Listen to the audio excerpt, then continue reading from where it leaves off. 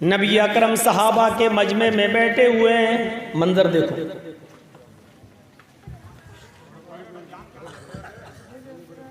नबी अकरम सहाबा के मजमे में बैठे हुए हैं। सहाबा किराम की नजर अल्लाह के रसूल सल्लल्लाहु अलैहि वसल्लम के चेहरे पर पड़ी। एक सहाबी का सवाल, नबी अकरम ने पूछा, मुझे इतना घूर के क्यों देख रहे हो? क्या बात है, मैं तो तुम लोगों के बीच में बराबर रहा, आज इतना गौर से हमें क्यों देख रहे हो? अल्लाह के रसूल ने पूछा। तो सहाबी ने कहा, अल्लाह के रसूल, मैं देख रहा हूं कि आपकी उम्र अभी उतनी हुई नहीं जितने आप लग रहे हैं। आपकी उम्र अभी इतनी नहीं है कि आपके सर के सारे बाल सफेद हो जाएं, दाढ़ी के सारे बाल सफेद हो जाएं, आपके चेहरे पर बुढ़ापे की झुर्रियां दिखाई देने लगे। मैं देख रहा हूं कि क़ब्ल अज़ वक्त आपके चेहरे पर बुढ़ापा है। आपकी उम्र तो इतनी नहीं है, फिर ये बुढ़ापे के आसार कैसे नजर आ रहे हैं? हमसे कोई पूछे कि ऐसा क्यों हो रहा भाई, तो हम लोग क्या जवाब देंगे? अरे साहब, हमसे उम्र के बारे में पूछ रहे हो, इतने तो लगते नहीं हो, फिर बाल कैसे सफेद? चार चार जवान बेटियों का टेंशन है, उनके जहेज की फिक्र है, कारोबार चल नहीं रहा है, बंद पड़ा है। एक बेटी मेरी 22 साल की, दूसरी 20 साल की, तीसरी 18, जवान एक पे एक, और फिर पूछ रहे हो कि सुकून क्यों नहीं है, टेंशन, बाल सफेद क्यों हो गए? मुझे टेंशनों ने मार दिया। हमारा जवाब यही होगा। अल्लाह के नबी सल्लल्लाहु अलैहि वसल्लम से पूछा गया कि आपके ऊपर बुढ़ापे के आसार क़ब्ल अज़ वक्त कैसे, टाइम से पहले बुढ़ापा कैसे नजर आ रहा है? आपके चेहरे पर बुढ़ापे की झुर्रियां क्यों नजर आ रही हैं? आपके चेहरे पर, सर पर बाल इतनी जल्दी सफेद कैसे हो गए हैं? आपको इतनी जल्दी बुढ़ापा कैसे लायक हो गया है? इमाम कायनात का जवाब सुनो। फरमाया, मेरे साथियों, मुझे सूरह दहर ने, मुझे सूरह मुल्क ने, मुझे सूरह हाका ने, मुझे सूरह नबा ने, मुझे सूरह कयामा ने बूढ़ा कर दिया है। इन सूरतों में कयामत का जो दर्दनाक मंजर बयान किया गया है, कयामत की जो हौलनाकी बयान की गई है, उस कयामत की हौलनाक मंजर को पढ़ने, सुनने और समझने के बाद मेरे ऊपर ये बुढ़ापा आया है। मुझे सूरह दहर ने, सूरह मुल्क ने, सूरह नबा ने, सूरह कयामा ने मुझे बूढ़ा कर दिया है। ये नबी अकरम का जवाब।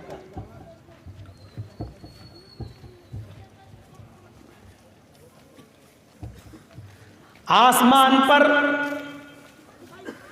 बादल आने लगते हैं, बारिश के आसार नजर आते हैं, हवा थोड़ी सी तेज होती है। इमाम कायनात अपने कमरे से निकलते, अपने हुजरे से निकलते, सीधे मस्जिद की तरफ भागते, सजदे में गिर जाते, रब्बुल आलमीन से दुआ मांगते। इलाहुल आलमीन, पहले जमाने की उम्मतों पर ये बादलों ने पत्थरों की बारिश बरसा कर उन्हें हलाक कर दिया।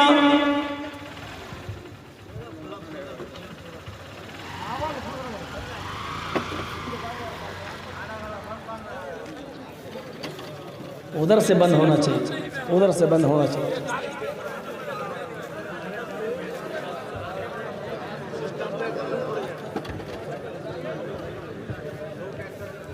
अब थोड़ा सा तवज्जो दीजिए। बारिश के थोड़े से आसार नजर आते, हवा में थोड़ी सी तेजी बढ़ती, नबी अकरम अपने घर से निकलते, मस्जिद की तरफ चले जाते, सजदे में सर रख देते। इलाहुल आलमीन, इस बारिश को रहमत रहमत की बारिश बना देना, इस आसमान पर गरजने वाले बादलों को रहमत बना देना। इलाहुल आलमीन, पहले जमाने की उम्मतों पर इन बादलों ने आग की बारिश की है, पत्थरों की बारिश की है, हलाक हुए। ऐ अल्लाह, या आसमान पर गरजने वाले बादल कहीं अपने साथ पत्थरों को न लाए हो, आग को न लाए हो। मेरे भाइयों, हम कितने इत्मीनान की सांस लेकर सोते हैं, हमें कितनी इत्मीनान की नींद आ जाती है। यहाँ बारिश के थोड़े से आसार नजर आए, हल्की सी हवा में तेजी आई, इमाम कायनात मस्जिद की तरफ भाग रहे हैं। आय अल्लाह, तेजो तुंद आंधियों से तूने कौम आद को बर्बाद किया, तेजो तुंद आंधियों से तूने कौम समूद पर अज़ाब नाजिल किया। आय अल्लाह, इस तेज हवा को आंधी में तब्दील न करना। आय अल्लाह, कहीं उम्मत मुहम्मदिया के लिए अज़ाब साबित न हो जाए। ये फिक्र होती थी इमाम कायनात को, जनाब मोहम्मद रसूलुल्लाह सल्लल्लाहु अलैहि वसल्लम को। बारिश हो अभी हुई नहीं, हवा में थोड़ी सी तेजी देखी और आप मस्जिद की तरफ चले। इससे अंदाजा लगाइए फिक्र आप।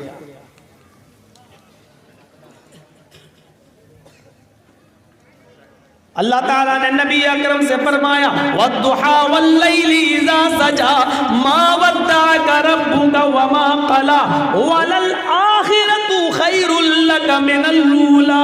कसम ज़ुहा, नाश्ते के वक्त की, वल्लैलि इज़ा सजा, और कसम उस रात की जब वो पूरी तरह अंधेरे में बदल जाए, पूरी तरीके से अंधेरे में छा जाए।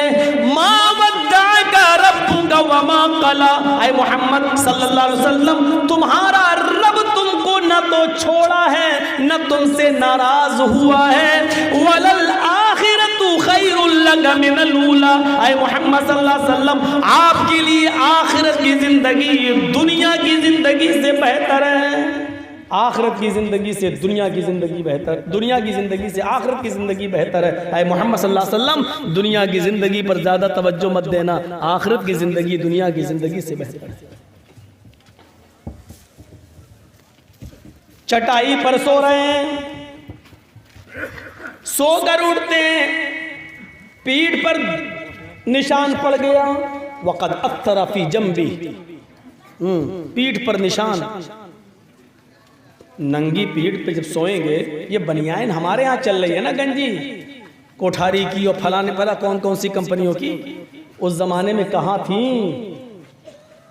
चटाई पर सो गए, सोकर उठ रहे हैं तो साहबा ने देखा निशान पड़ गया, निशान। ओफ, किसको? मोहम्मदुर रसूलुल्लाह। चटाई पर सो रहे हैं, सो के उठ रहे हैं, निशान भी पड़ रहा है, फिर भी हमारे बहुत से मुसलमान भाई इंसान मानने के लिए तैयार नहीं है। ताज्जुब है। सोकर उठे, निशान पड़ गया। अब्दुल्लाह इब्न मसूद रज़ियल्लाहु ताला अन्हु की नजर नबी अकरम के जिस्म पर पड़ते हुए निशान पर पड़ी, तो जानते हो क्या कहा? आखिरत से कैसे जोड़ा इमाम कायनात ने। आए अल्लाह के नबी, देखे देखे पलटे, ये निशान। ये यहूदो नसारा तो नरम गरम बिस्तर पर सोए, ये यहूदी और ईसाई तो नरम मुलायम बिस्तर पर सोए, नरम गरम गद्दों पर सोए, ऐशो आराम के साथ सोए, और हमारे नबी मोहम्मदुर रसूलुल्लाह चटाई पर सोए। अय अल्लाह के नबी, ये नहीं हो सकता है। आपने कहा अच्छा तो क्या होगा?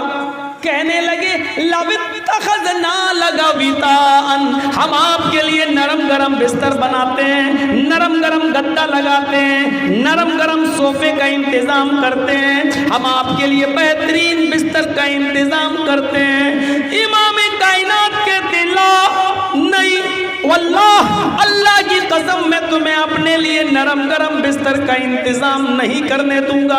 अल्लाह की कसम, मैं अपने लिए तुमको सोफे का नरम गरम बिस्तर का इंतजाम करने की इजाजत नहीं दूंगा।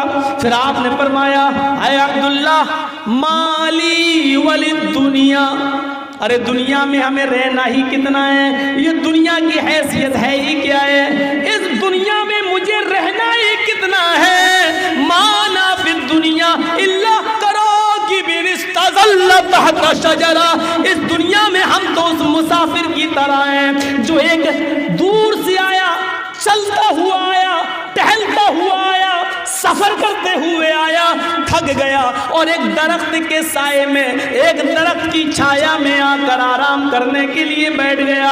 थोड़ी देर लेटा और फिर आगे बढ़ गया। मैं भी इस दुनिया में चंद दिनों के लिए आया हूँ, मैं इस दुनिया में हमेशा नहीं रहूंगा, आया हूँ चंद दिन गुजारूंगा और इस दुनिया से चल बसूंगा।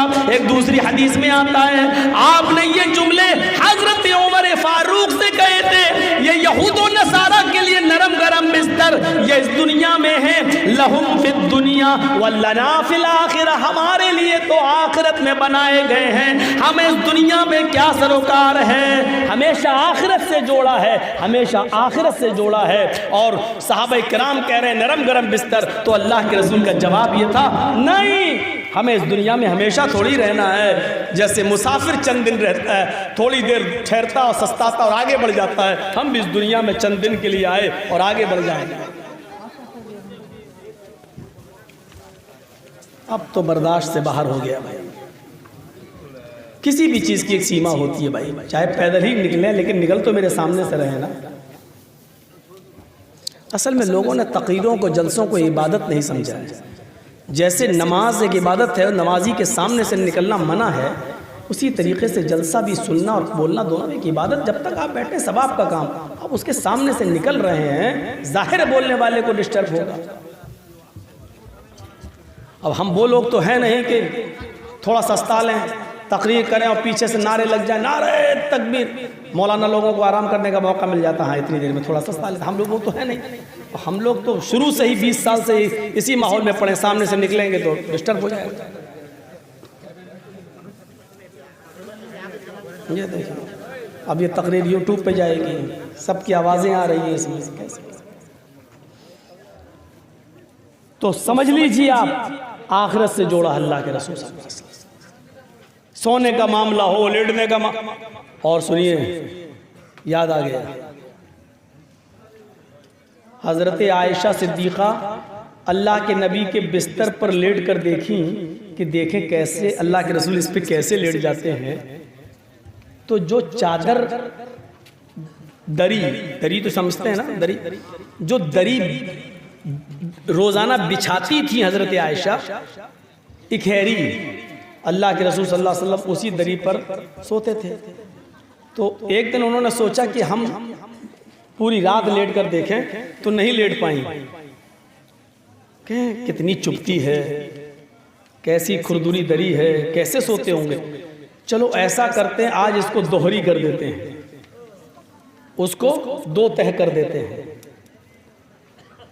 अल्लाह के रसूल नमाज इशा के बाद आए, इशा की नमाज बहुत देर से होती थी, इशा की नमाज के बाद आए और आपने उस दरी पर आपने आराम फरमाया।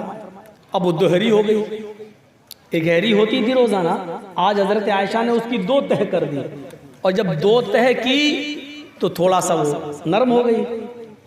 अल्लाह के रसूल जब उस पर लेटे तो इतनी अच्छी नींद आई कि आप उस दिन तहज्जुद की नमाज उस रात में नहीं पढ़ सके, सो गए, नहीं आँख खुली।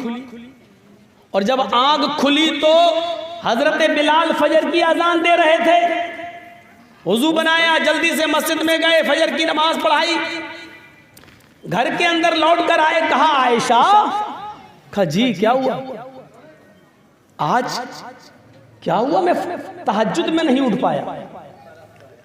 कहा कि थके हुए होंगे, नींद अच्छी आ गई होगी आपको। कहा नहीं, बिस्तर में कुछ जरूर है, तुमने क्या कुछ और बिछाया था बिस्तर के नीचे। कहा नहीं, जो दरी बिछाती हो वही बिछाई। कहा नहीं नहीं नहीं, अगर उसी तरह बिछाई होती तो जरूर मेरी आंख खुलती। कहा अल्लाह के रसूल, दरी वही है, लेकिन फर्क इतना है कि मैंने उस पर लेट कर देखा तो मुझे बेचैनी हो रही थी, दूध पिलाने वाली हर चीज चाहे वो बकरी हो, भैंस हो, गाय हो, माँ हो, औरत हो, कोई भी हो, हर दूध पिलाने वाली अपने दूध पीते बच्चे से गाफिल हो जाएगी। वतज़उ कुल्लु ज़ात हमलिन हमला, और उस दिन तुम देखोगे हामिला जानवर, हामिला औरतें मारे खौफो दहशत के अपने हमल गिरा देंगी, उनके हमल गिर जाएंगे। इस्कात, पेट में बच्चा गिर जाएगा, चाहे बकरी का हो, चाहे भैंस का हो, चाहे गाय का हो, और चाहे हमारी माँ बहन बेटियों का हो। वतज़उ कुल्लु ज़ात हमलिन हमलहा, गिरा दे। और इसके बाद क्या होगा?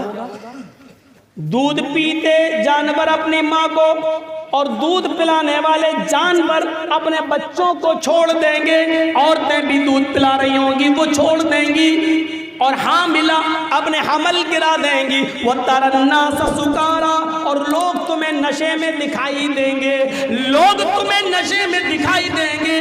ऐसा लगेगा जैसे शराब का नशा हो, नशे में। वमा हुम बिसुकारा, शराब का जाम नहीं पिया होगा, उन्होंने शराब नहीं पी होगी, लेकिन नशे में लगेंगे, नशे में दिखाई देंगे। क्यों? इन्ना अज़ाब रब्बिका लशदीद, ऐसा इसलिए होगा क्योंकि तुम्हारे रब का अजाब बहुत सख्त होगा। अजाब की सख्ती, इस मंजर की तरफ भी तो नजर डालो। मौत अच्छे लोगों को जब आती है, मोमिन नेक लोगों को जब मौत आती है तो वो घबराता नहीं है। कौन घबराता है? पकड़ लिया। मौलाना साहब, जर्जी साहब देखने गए किसी आदमी को, बहुत तबीयत खराब है जी, माँ ओह आप दवा चल रही माशाल्लाह, अल्लाह ताला ठीक हो जाए। अब उठ के जाने लगे, पकड़ लिया। क्या मेरे लिए दुआ कर, रोता जा रहा है, दुआ क्यों? मौत, डर रहा है। लेकिन मोमिन जो होगा, जिसके दिल में ईमान होगा, वो डरेगा नहीं, मौत की तमन्ना नहीं करेगा। ये सही बात है, मौत की तमन्ना नहीं करना चाहिए, अल्लाह में मौत दे दे, ये नहीं कहना चाहिए। लेकिन मरते वक्त उसके चेहरे पर मुस्कुराहट हो, या मौत आते वक्त वो डरे नहीं, वो मोमिन है। वो मोमिन, अल्लाह के रसूल सल्लल्लाहु अलैहि वसल्लम ने जब मरज़ुल मौत में मुब्तला थे तो रोजाना फातिमा जब आती थी तो अल्लाह के रसूल रोजाना उनको उठकर बोसा लेते थे, चूमते थे, अपनी बेटी की पेशानी चूमते थे। लेकिन आज बिस्तर पर हैं, उठ नहीं पा रहे हैं। बुखारी शरीफ पढ़िए, किताबुल मर्द पढ़िए, आखिरी वक्त अल्लाह के रसूल सल्लल्लाहु अलैहि वसल्लम का। तो आज हजरत फातिमा जब आई तो अल्लाह के रसूल बिस्तर से उठ नहीं पाए, अल्लाह के रसूल सल्लल्लाहु अलैहि वसल्लम उठ नहीं पाए। तो हजरत फातिमा खुद नबी के पास बैठ गई और उनकी पेशानी का, यानी फातिमा ने अपने अब्बू की पेशानी का बोसा लिया। अल्लाह के रसूल की आंखों में आंसू थे, पानी का बर्तन भरा हुआ रखा था और अल्लाह के रसूल पानी के बर्तन में हाथ डालकर ऐसे बार बार अपने चेहरे पर मल रहे थे। दोनों हाथ पानी के बर्तन में डालते और अपने चेहरे पर मलते जाते, कभी छींटा मारते जाते और कहते जाते, इन्ना लिल मौति सकरात, इन्ना लिल मौति सकरात। मौत के लिए बड़ी बेचैनियां हैं, मौत के लिए बड़ी दुश्वारियां हैं, मौत के लिए बड़ी बेचैनियां हैं, मौत के लिए बड़ी दुश्वारियां हैं। हजरत फातिमा ने अपने अब्बू को इस हाल में देखा तो चीख पड़ी, वाह कर बाबा, तो हाय मेरे अब्बू, आपको इतनी तकलीफ। हजरत फातिमा को रोते हुए देखा तो अल्लाह के रसूल ने अपनी बेटी फातिमा के कान में एक बात कही, बेटी रोते नहीं है, तुम क्यों आंसू बहा रही हो? मुझे लगता है ये मेरा आखिरी सफर है या ये आज का आखिरी दिन है। क्योंकि हर साल जिब्रील मुझे एक मर्तबा पूरे साल में कुरान का दौर कराते थे। इस साल जिब्रील ने मुझे 2 मर्तबा कुरान का दौर कराया। इसका मतलब यह है कि ये साल या आज का दिन मेरा आखिरी दिन है, अल्लाह के पास में जाने वाला हूँ। ये सुनकर हज़रत फातिमा और रोने लगी। अल्लाह के नबी ने फरमाया, फातिमा तुम्हें रोने की जरूरत नहीं है, अल्लाह ताला ने तुम्हें, ऐ फातिमा, फातिमतु सय्यदतु निसाई अहलिल जन्ना, अभी अभी जिब्रील ने मुझे बताया है, फातिमा से कह दो रोते नहीं है, रोइए नहीं। अल्लाह ताला ने फातिमा को जन्नत की तमाम औरतों का सरदार बना दिया। फातिमा रज़ी अल्लाह ताला ने रोना बंद किया, लेकिन अपने अब्बू की तबीयत देखी तो फिर दोबारा रोना शुरू कर दिया।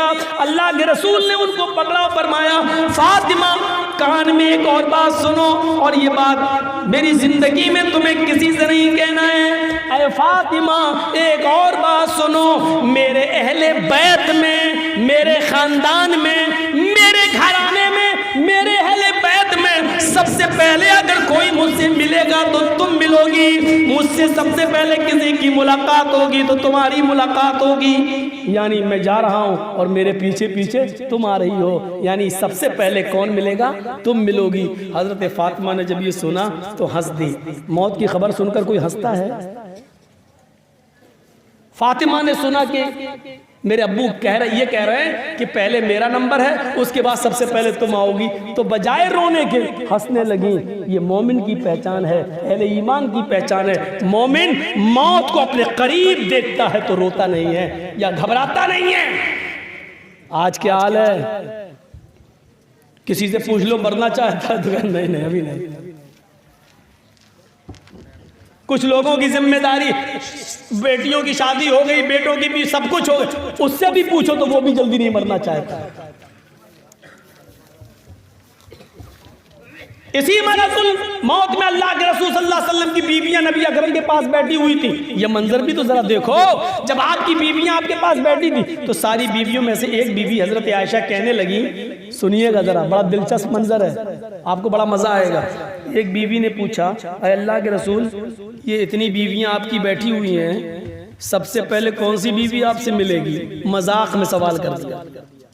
यानी वो ये चाहती थी कि अल्लाह के रसूल से सबसे पहले मैं मिलूं, हर बीवी ये चाहती थी। तो अल्लाह के रसूल सल्लल्लाहु अलैहि वसल्लम से कहने लगी, हजरत आयशा सबसे पहले कौन सी बीवी आपसे मिलेगी? तो अल्लाह के रसूल ने भी मुस्कुरा के क्या कहा, सबको देखा, अब किसी का दिल भी नहीं तोड़ना चाह रहे हैं, और कैसे संभाला होगा ये तो अल्लाह के रसूल ही समझ सकते हैं।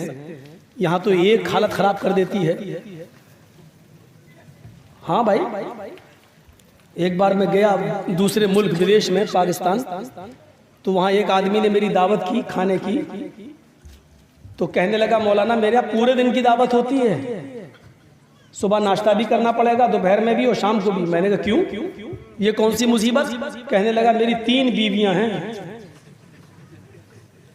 तो मैंने कहा तो 3 बीवियों से क्या मतलब? कहने लगा अगर एक के यहाँ अगर आपने नाश्ता कर लिया तो 2 बिगड़ जाती हैं, तो इसलिए पूरे दिन की दावत। तो मैंने कहा ठीक है भाई।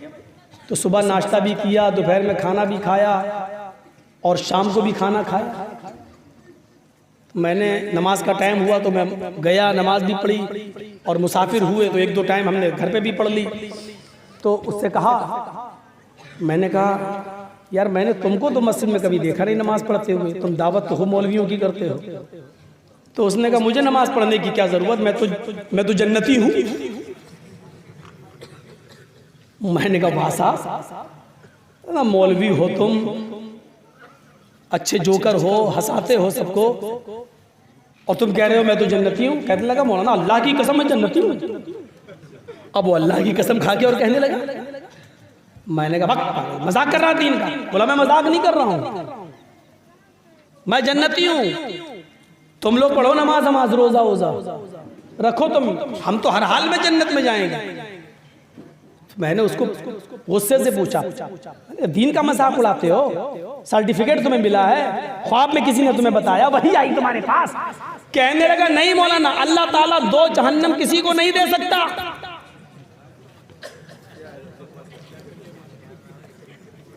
कहने लगा छोड़िए, अल्लाह ताला दो दो जहन्नम किसी को नहीं दे सकता। मैंने कहा क्या मतलब? बोला एक जहन्नम मैंने दुनिया में देख ली। मैंने क्यों, कैसे? बोला 3-3 बीवियां करके मैंने एक जहन्नम दुनिया में देख ली, अब दूसरी जहन्नम अल्लाह 2 जहन्नम दे ही नहीं सकता है। आपकी कितनी बीवी है? मैंने कहा एक। बोला कि आपका तो जन्नत में जाना ही मुश्किल है। बड़ा मजाक में कह रहा है। हमने कहा क्यों? बोला देखिए हम लोग 3 बीवी रखे ना, 2-3 बीवी वाले, तो जा रहे होंगे मैदान महशर जन्नत की तरफ, तो हमारे कमर में दर्द, घुटने में दर्द, परेशान, जन्नत के दरवाजे पर फरिश्ता खड़ा होगा, मुझे कहाँ जा रहे हो? मैं कहूँगा जन्नत में। हमने अच्छा फिर का फरिश्ता पूछेगा जन्नत में जा रहे हो, नमाज पढ़ के आए हो कि नहीं? कहा नहीं। फिर जन्नत में क्यों जा रहे हो? कहा 3-3 बीवी। अरे अरे अरे 3 कहाँ? अरे जाओ जाओ जाओ, तुम तो जहन्नम दुनिया ही में देखकर भुगत के आए हो, जाओ जाओ जाओ जाओ। और तुम जो हो ना, तुमसे पूछेगा फरिश्ता कहाँ जा रहे हो? जन्नत में। कितनी बीवी? दिखा एक। बड़े ऐश आराम करके आओ, जब पहले जहन्नम का मजा लेके आओ। इस तरीके की बातें कर रहा था, इस तरीके की। अल्लाह के रसूल की इतनी बीवियां बैठी हैं, पूछ रही हैं अरे अल्लाह के रसूल सल्लल्लाहु अलैहि वसल्लम, आपके गुजर जाने के बाद आपसे सबसे पहले कौन बीवी मिलेगी? यानी कौन सी बीवी का सबसे पहले इंतकाल होगा, आपसे किसकी मुलाकात होगी? अब अल्लाह के रसूल किसी एक का नाम कैसे बता दें इतनी औरतों के सामने? और जाहिर बात है कि इंतकाल किसी एक का ही होना है सबसे पहले। तो अल्लाह के नबी सल्लल्लाहु अलैहि वसल्लम ने ऐसे ही कहा, मुझसे जो बीवी सबसे पहले मिलेगी वो होगी जिसके हाथ सबसे ज्यादा लंबे होंगे। आपने भी ऐसे कह दिया, बुखारी की रिवायत है कि जिसके हाथ सबसे लंबे होंगे। हजरत आयशा अंदर गई और सारी औरतों को बुला के कहा, सबको बुला लिया दूसरे कमरे में, और कहती हैं अम्मा आयशा मैं एक लकड़ी ले आई और सबके हाथ नापने लगी, देखे किसके हाथ लंबे। जो हाथ नापे तो उसमें सबसे ज्यादा लंबे हाथ हजरत ज़ैनब के, ज़ैनब बिन्ते जहश नबी की बीवी, सबसे हाथ किसके लंबे थे? हजरत सौदा के। सबसे ज्यादा लंबे हाथ किसके निकले? हजरत सौदा के। तो सारी बीवियां सौदा को मुबारकबाद देने लगी, सौदा बड़ी खुशकिस्मत हो, सबसे लंबे तुम्हारे ही हाथ हैं, इसका मतलब तुम सबसे पहले जाओगी। सौदा भी खुश हैं, अल्लाह के रसूल ने कहा सबसे लंबे हाथ मेरे ही सबसे लंबे हाथ हैं। देखिए खुशी कितनी हो रही है कि नबी के बाद हम ही जाएंगे, अल्लाह के रसूल के बाद। जब भी बीवियों में सबसे पहले किसी का इंतकाल होगा तो मेरा। अल्लाह के रसूल इस दुनिया से चले गए, अब बीवियों यही सोचती थी कि सौदा ही सबसे पहले जाएगी, और सौदा भी ये सोचती थी कि सबसे पहले मैं ही जाऊंगी। लेकिन नबी की बीवियों में से सबसे पहले जिस बीवी का इंतकाल हुआ वो सौदा नहीं थी, बल्कि हजरत ज़ैनब बिन्ते जहश। सारी औरतें सन्नाटे में हैं। अल्लाह के रसूल ने तो कहा था हाथ जिसके लंबे होंगे, तो इनके तो सबसे हाथ लंबे हाथ थे। ज़ैनब कैसे चली गई? तो बाद में जब अंदाजा लगाया कि लंबे हाथ से मुराद क्या था, कि ये हाथ लंबे नहीं लंबाई चौड़ाई में, बल्कि सदका और खैरात में जिसके हाथ सबसे ज्यादा लंबे होंगे वो, तो हजरत ज़ैनब के हाथ सबसे ज्यादा लंबे थे। शाम का खाना खाया, सुबह के लिए नहीं छोड़ती थी, सब गरीबों में लुटा दिया। सुबह खाना आया तो शाम के लिए नहीं छोड़ती थी, शाम को अल्लाह और देगा, गरीबों में दे दिया। कोई चीज नहीं, सबसे ज्यादा गरीब और मिस्कीनों में लुटाने वाली और सदका और खैरात करने वाली अगर कोई थी तो वो कौन थी? हजरत ज़ैनब बिन्ते जहश। तो इसलिए कहा ये आज इनका इंतकाल हुआ। तो मेरे भाइयों, कहना ये चाहता हूं कि इंतकाल को अपने करीब देखकर खुश हो, खुश। आज हमारी सूरत क्या है? मरना ही नहीं चाहते। हम नहीं कहते मरना चाहो, लेकिन हम ये कहते हैं कि जब मौत हमारे पास आए तो खौफ ना हो, दहशत ना हो, बल्कि रब से मुलाकात की खुशी हो कि हम अल्लाह रब्बुल आलमीन से मिलने जा रहे हैं। ये होना चाहिए। अब्दुल्ला कवारीरी बहुत बड़े मुहद्दिस गुजरे हैं, बामल मुहद्दिस गुजरे हैं। अब्दुल्ला कवारीरी कहते हैं कि हमारे घर कुछ मेहमान आ गए, हमारी माँ बहनें सुने, मेहमान नवाजी में माशाल्लाह बंगाल का बहुत नाम है। ये मालूम है, हमें याद है, लेकिन जब हम 15-20 मिनट पहले कहें। सुनिए, अब्दुल्ला कवारीरी कहते हैं कि मेरे घर कुछ मेहमान आ गए, और जब मेहमान आए तो मैं उनकी मेहमान नवाजी करने में लग गया, उनको खाना आना खिलाने में लग गया। और खाना आना जब खिलाया तो मेरे मोहल्ले में जो मस्जिद थी, उस मस्जिद में इशा की नमाज हमारी निकल गई। अब सुनिएगा, यहाँ अब्दुल्ला कवारीरी कहते हैं कि इशा की नमाज तो मेरी निकल गई। मैं मेहमानों को खाना खिलाने के बाद जब इशा की नमाज पढ़ने गया तो मैंने देखा कि इशा की जमात हो चुकी। मैं दूसरे मोहल्ले में गया, शायद वहां मुझे जमात मिल जाए। जमात की परवाह देखिए, जमात की हिर्स देखिए, लालच देखिए। तो दूसरे मोहल्ले में भी जमात निकल चुकी। मैंने सोचा कि बगल में एक और मोहल्ला है, वहाँ थोड़ी सी देर से लोग इशा की नमाज पढ़ते हैं, मैं वहाँ जाऊं।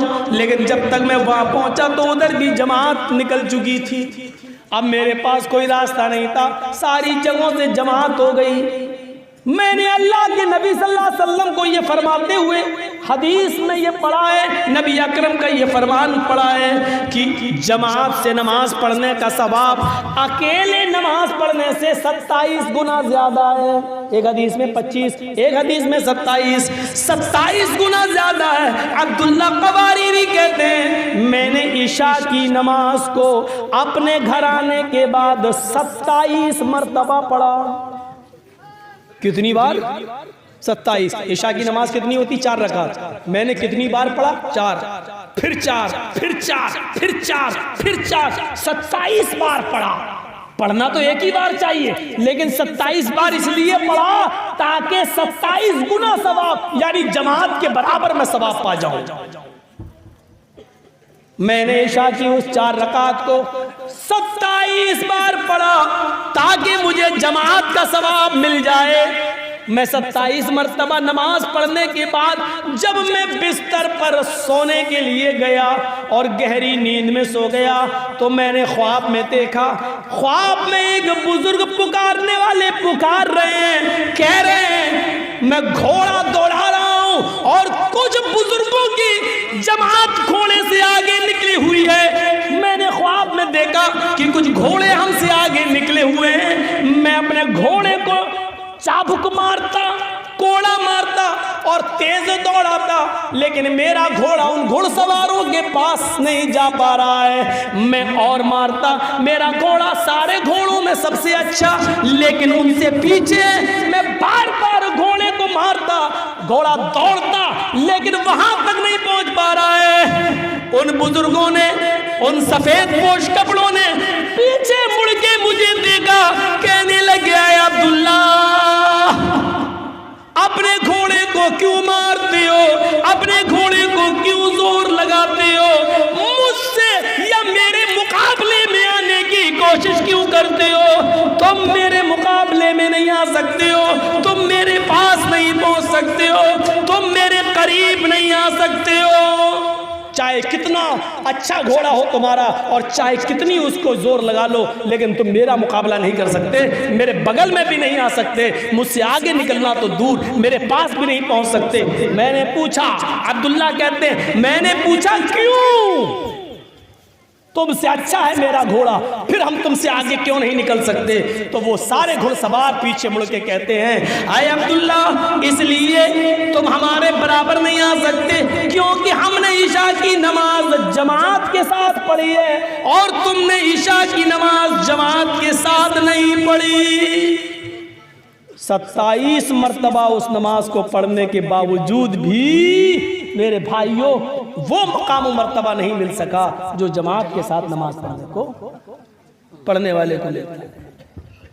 और जबकि ये नमाज ऐसे नहीं निकली थी, मेहमानों को खाना खिलाते वक्त निकल गई थी कि चलो होता है, आजकल तो गैस चल रहे हैं, बिजली वाले चूल्हे जल रहे हैं, खाना जल्दी बन जाता है। उस जमाने में तो लकड़ियां भी लेके आओ, चूल्हा भी जलाओ और फिर मेहमानों का अंदाजा भी नहीं लग पाता है, इतने मेहमान कितना बनेगा कितना।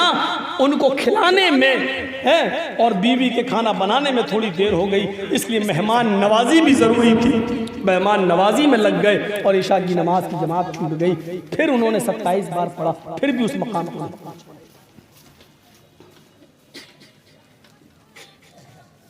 हम लोग बस सोचो, सुनाए इसलिए जाते हैं ताकि सोचें।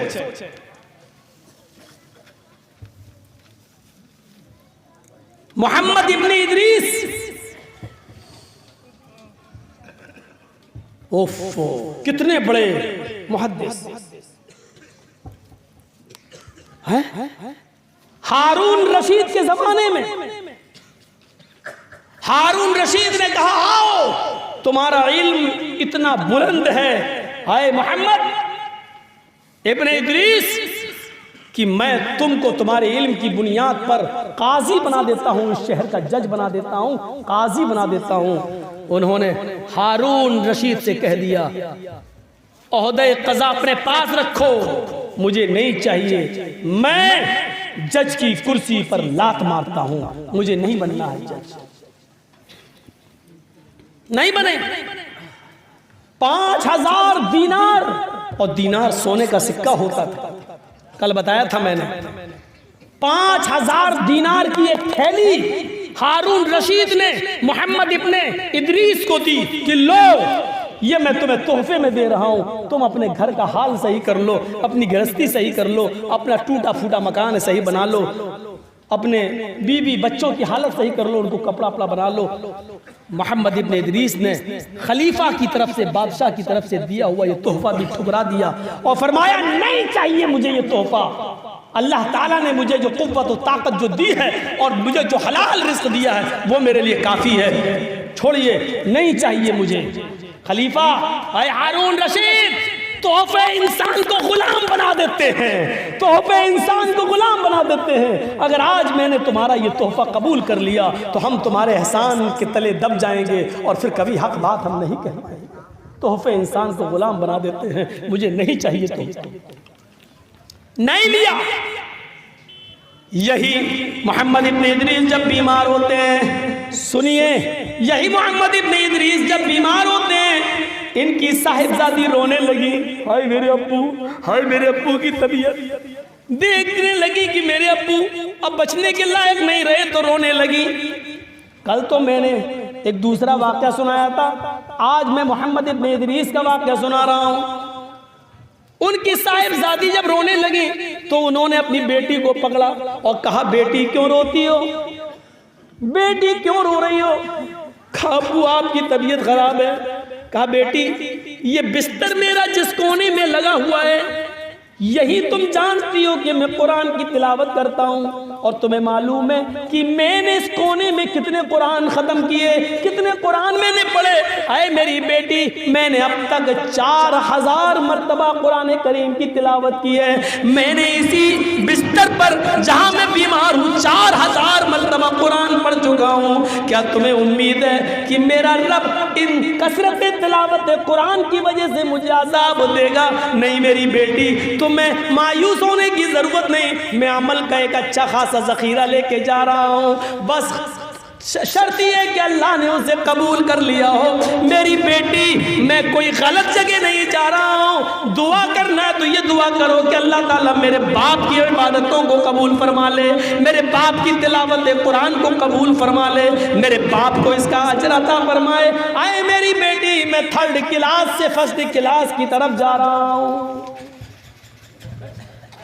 ये सूरत हाल है, ये सूरत हाल। वो मौत से डरते नहीं थे, मौत से डरते नहीं थे। यहया इब्ने अय्यूब, यहया इब्ने अय्यूब खुरासान के रहने वाले हैं। वो खुरासान के दरवाजे पर रात में बैठ जाते थे और पूरी पूरी रात कब्रिस्तान को देखते रहते थे। उस शहर के सामने कब्रिस्तान का दरवाजा था। कब्रिस्तान के दरवाजे पर बैठकर वो पूरी रात कब्रिस्तान को देखते रहते थे। एक दिन यहया इब्ने अय्यूब अपने मामूल के मुताबिक खुरासान के दरवाजे पर बैठ गए। वहां से कब्रिस्तान दिखाई दे रहा था और कब्रिस्तान से गुजरने वाला हर एक आदमी आने जाने वाला दिखाई दे रहा था। ईशा की नमाज तक तो लोगों का आना जाना लगा रहता था। यहया इब्ने अय्यूब आधी रात के बाद उठते हैं और कब्रिस्तान के दरवाजे पर बैठ जाते हैं और कब्रिस्तान को देखने लगते हैं। उन्होंने देखा, रोजाना देखते थे, आज भी बैठ गए, लेकिन आज एक अजीब मंजर सामने आया। आज वो देखते हैं एक शख्स कब्रिस्तान के अंदर दाखिल होता है, एक शख्स कब्रिस्तान के अंदर दाखिल होता है। वो एक शख्स कब्रिस्तान के अंदर दाखिल होता है और उसने अपने पूरे चेहरे को छिपा रखा है और कंबल से उसने अपने जिस्म पर कंबल को ओढ़ रखा है। वो दाखिल होता है। यहया इब्ने अय्यूब कहते हैं ये बड़ा अजीब मामला है, देखो ये क्या कर रहा है। अंधेरे में इनको तो कब्रिस्तान का एक आदमी दिखाई दे रहा है, लेकिन कब्रिस्तान में कंबल से लिपटा हुआ वो आदमी यहया इब्ने अय्यूब को नहीं देख पा रहा है। वो कभी इस कब्र पे जाता, फिर उससे हट जाता, दूसरी कब्र पे जाता, दूसरी कब्र से हटता है तो तीसरी कब्र पे जाके बैठ जाता, वहां कुछ देर रोता, फिर उठता, फिर चौथी कब्र, पांचवी कब्र के पास जाता और जिस फूटी हुई कब्र को देखता, जिस टूटी हुई और फूटी हुई कब्र को देखता, वहीं जाकर रोने लगता और बैठ जाता, खूब रोता। यहया इब्ने अय्यूब कहते हैं कि मैंने हिम्मत की कि चलें देखें ये कौन आदमी है जो बार बार किसी कब्र के पास जाकर बैठ जाता और रोता है, इसके पास जाऊं और इबरत हासिल करूं। यहया इब्ने अय्यूब कहते हैं कि मैं उसके करीब गया। जैसे ही मैं उसके करीब गया, वो रो रहा था, मैंने पीछे से उसकी पीठ पर हल्के से हाथ मारा। उसने पीछे मुड़ के जब मुझे देखा तो मैं उसको पहचान गया, ये मेरे बचपन का अब ये अभी भी मेरा दोस्त है, ये कोई और नहीं, ये सादून है, सादून। ताज्जुब तो ये कितनी गहरी दोस्ती होने के बावजूद सादून के बारे में यहया नहीं जानते थे और यहया इब्ने अय्यूब के बारे में सादून को मालूम नहीं था कि ये रात में ये करते हैं, और सादून को ये नहीं मालूम था कि ये रोजाना दरवाजे पर बैठ जाते हैं।